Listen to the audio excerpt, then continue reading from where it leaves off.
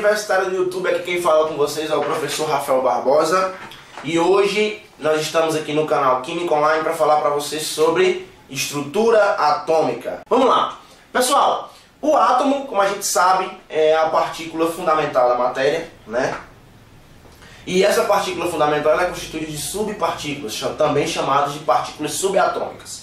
As partículas subatômicas são três: os prótons, os nêutrons e os elétrons. Vale lembrar que os estudos mais recentes falam de outras partículas subatômicas, como é o caso dos neutrinos, como é o caso dos quarks.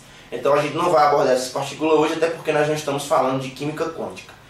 Essas partículas, elas têm uma relação intrínseca com a característica do átomo. Então, por exemplo, eu vou encontrar próton onde, professor? Os prótons eles vão ser encontrados no núcleo do átomo.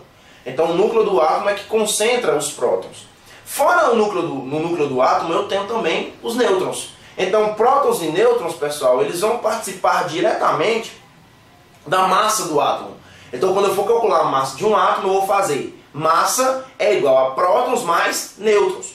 E ao redor desse núcleo com carga positiva, eu vou ter justamente os meus elétrons. Esses elétrons, por sua vez, subdivididos em camadas, e essas camadas, quanto mais externas são, mais energéticas elas também vão ser.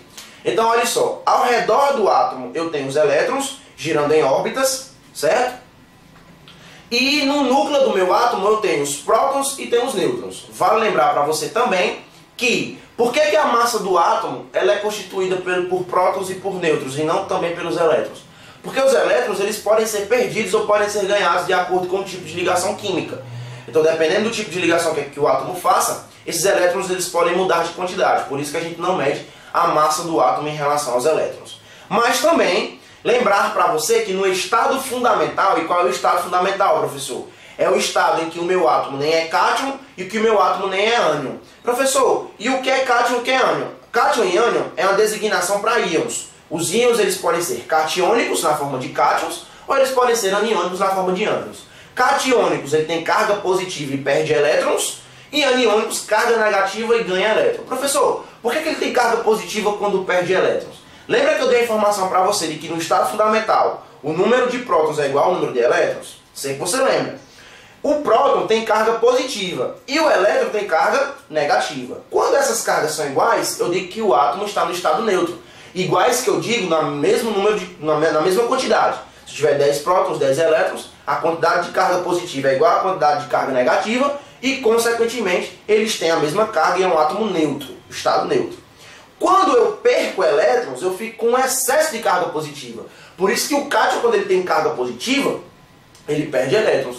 E de forma semelhante, o átomo, quando ganha carga negativa, é porque ele ganhou elétrons. Então, carga negativa, quando ele ganha, ele está na forma aniônica ou ânion. E carga positiva, quando ele perde, está na forma catiônica ou cátion. Esses átomos, os átomos, eles vão ter diferentes quantidades de prótons, de elétrons e de nêutrons, certo? Essas diferenças, elas vão sendo vistas à medida que você vai lendo a tabela periódica. Vai vendo que os elementos químicos, eles estão organizados lá em ordem crescente de número atômico e ordem crescente de número de massa. Outro detalhe que você também tem que lembrar aí para o seu vestibular: os átomos eles podem ter estados bem variados. Por exemplo, eles podem ser isótopos, eles podem ser isótonos, eles podem ser isóbaros ou eles podem ainda ser isoeletrônicos. O que são isótopos? Isótopos são átomos iguais que possuem o mesmo número atômico. Isóbaros são átomos diferentes que possuem o mesmo número de massa. Isótonos são átomos diferentes que possuem o mesmo número de nêutrons. E isoeletrônicos são átomos diferentes que possuem o mesmo número de elétrons. Lembrar que geralmente os isoeletrônicos eles aparecem na forma de pares, todos eles aparecem na forma de pares, porque eu tenho que comparar um com o outro. E ao aparecer na forma de pares, geralmente os isoeletrônicos são na forma de ânions. Os ânions são isoeletrônicos de alguns tipos de cátion, por exemplo. Ok? Então esse é o canal Química Online. Eu agradeço a sua visita. Curte esse vídeo, dá like, publica no Facebook. Divulga para o pessoal, divulga para a galera, porque mais pessoas devem ver esses vídeos para conseguirem alcançar seu sonho, que é passar no vestibular. Então eu agradeço a sua audiência, até mais, um abraço e valeu!